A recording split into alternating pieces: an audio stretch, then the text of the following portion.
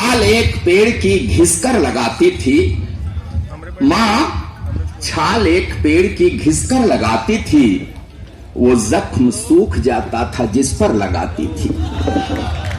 माँ छाल एक पेड़ की घिसकर लगाती थी, वो जख्म सूख जाता था जिस पर लगाती थी। वो छाल अब लगाता हूं राहत नहीं मिलती, माँ छाल के संग ममता भी घिसकर लगाती थी। माँ छाल के संग मैले फटे कपड़े मेरे जब धोने लगती थी, मुख देखकर मेरा उदास होने लगती थी। झुंझला के मेरी जिद पे मुझे पीटती तो थी, मैं रोता तो फिर माँ भी मेरी रोने लगती थी। मैं रोता तो फिर। देखिए धीरे धीरे उम्र अब और दूसरे पड़ाव की ओर जा रहे हैं। दमदार जी बढ़िया आपका कार्यक्रम चल रहा है, अब स्थिर मन से थोड़ा सा बैठिए, एकदम शांत मन से, जैसे सत्यनारायण की कथा सुन रहे हो। स्वागत। तो मैं कहीं भी जाता हूं, आज भी वही तमाशा हुआ। नहीं। मैं उधर आ रहा था तो पहचान गए कुछ लोग। एक व्यक्ति ने कहा, अच्छा राधे श्याम भारती, तो और 3-4 लड़के खड़े थे। उन्होंने नीचे से ऊपर तक देखा, अच्छा ये कवि हैं।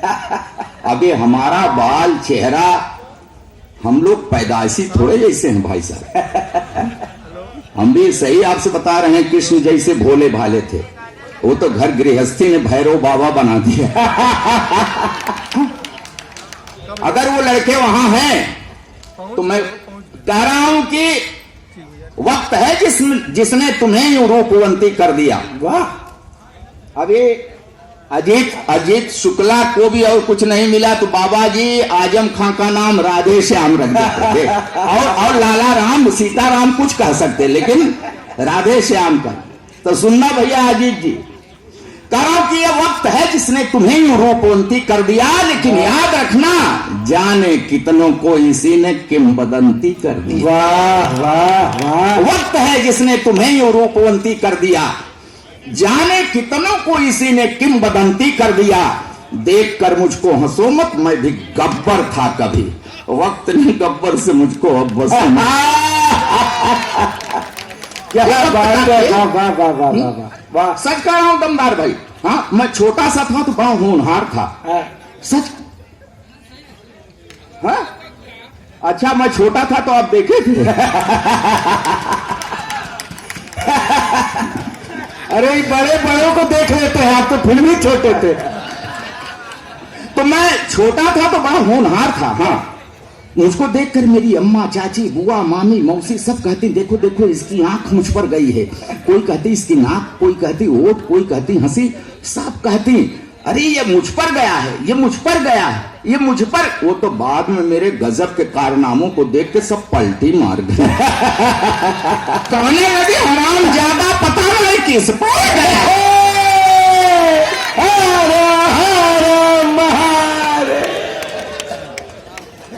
अच्छा मैं बिगड़ न जाऊं इसलिए मेरे बाप ने गांव वाले सरकारी प्राइमरी स्कूल में नहीं पढ़ाया, मेरा एडमिशन एक अच्छे प्राइवेट स्कूल में कराया। पिताजी का ये अच्छा विचार था, मगर मैं भी होनहार था। उस अच्छे स्कूल की अच्छी पढ़ाई भी मेरा कुछ नहीं बिगाड़ पाई। मैं वहां भी अति प्रसन्न, 5वीं तक पहुंचते पहुंचते सर्वगुण संपन्न। पढ़ाई लिखाई छोड़कर हर विषय का विशेषज्ञ। क्या बात है, क्या बात है, क्या बात है।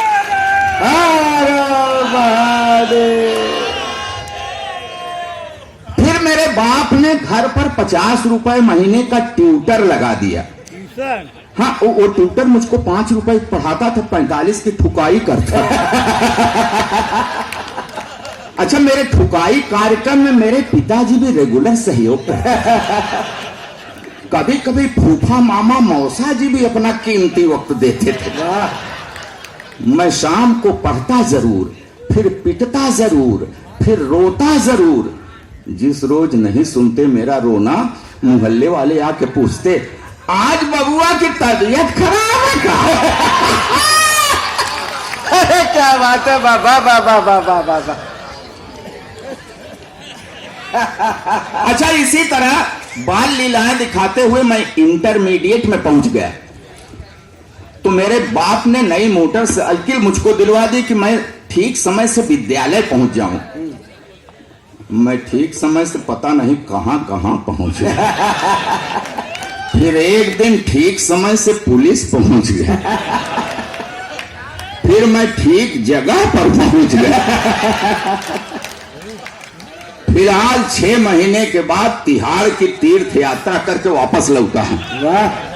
तो मेरे बाप ने कहा कि देख, तेरे अंदर सभी लक्षण उभर आए हैं, ऐसा कर अब तू कवि बन जा। आपने पढ़ा होगा कि वियोगी होगा पहला कवि, आह से उपजा होगा गान, आह से गान, आह से कविता निकलती है। आह कब निकलती है? जब पढ़ते हैं। हमको अकेले देखते हैं, आप लोग हंस रहे हैं, सब पर पड़ी है। हाँ, जिस पर जैसी पड़ी है साहब, उसकी वैसी कविता। जिन्हें बीबी ने पीटा करुण रस में गुनगुनाते, पिटे जो प्रेमिका से वो सभी श्रृंगार गाते हैं। जिन्हें पब्लिक ने पीटा बन गए हैं वीर रस के कवि। क्या बात है। श्यामलाल जी कहां गए? और जो थाने में पिटे हैं हास्य की कविता सुना। वाह वाह वाह। मित्रों, वालों को सभी मेरे जानने पहचानने वाले लोग मंच पर बैठे हैं, यहां भी महफिल में आपके बैठे हैं। मैं सलाह कुछ देके जाऊंगा और जब तक आप सुनेंगे सुनाऊंगा कि देखिए, अब जमाना बड़ा दूसरे तरह का है, व्यस्तता है, हर आदमी व्यस्त है। ऐसी महफिल मिले तो आनंद ले लिया करिए, दिल खोल लिया करिए। सच कह रहा हूं, जो ऐसी महफिल में दिल नहीं खोलता ना, एक दिन ऑपरेशन थिएटर में सर्जन से दिल खुलवाता। हाँ, बहुत बात है अभी।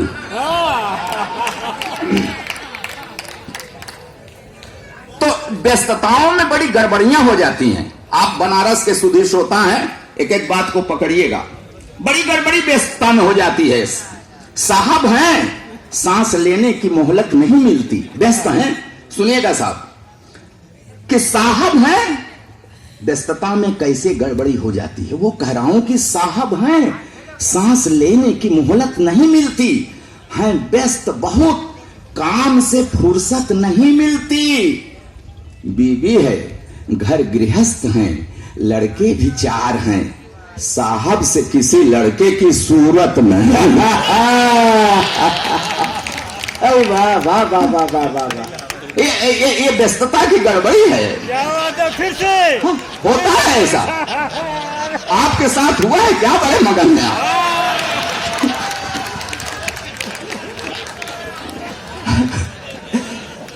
अच्छा देखिए, जमाना बड़ा बदला है, बहुत बदला है। हम लोग जब छोटे छोटे थे तो अपने बाबा की पीठ पर बैठ जाया करते थे, घोड़ा बना लेते थे बाबा को। अब जो हमारी उम्र में पहुंच गए हैं, ऐसा ना करें। बड़ा दूसरे टाइप का ही जमाना हो गया। बच्चे भी बड़े तेज तर्रार हैं साहब। हाँ, अब जो घोड़ा बना फजीहत वो अपनी करवा लेगा।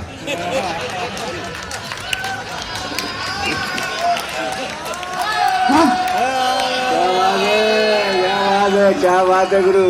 हमारी उम्र वाले सतर्क रहें, इसलिए कि खतरा है, खतरा है। हाँ, अब पोते को पीठ पर बैठा करके घोड़े की तरह घुमाएं मत, क्योंकि अब जो घोड़ा बना फजीहत वो अपनी करवा लेगा। पीठ पे पोता चढ़ बैठा तो जीते जी मरवा देगा, क्योंकि घोड़ा नहीं, ये आज का बच्चा हीरो होंडा समझेगा। ले जाकर पेट्रोल पंप पर 10 लीटर भरो। क्या बात है, वाह वाह वाह वाह वाह। बड़ा अब बहुत माल बहुत है, फिर से कराइएगा तो गड़बड़ हो जाएगा। बहुत चीजें सुनाना चाहता हूं। अच्छा, फिर से सुन लीजिए भाई, अभी लिफाफा नहीं मिला है, जैसा कहेंगे मालूम।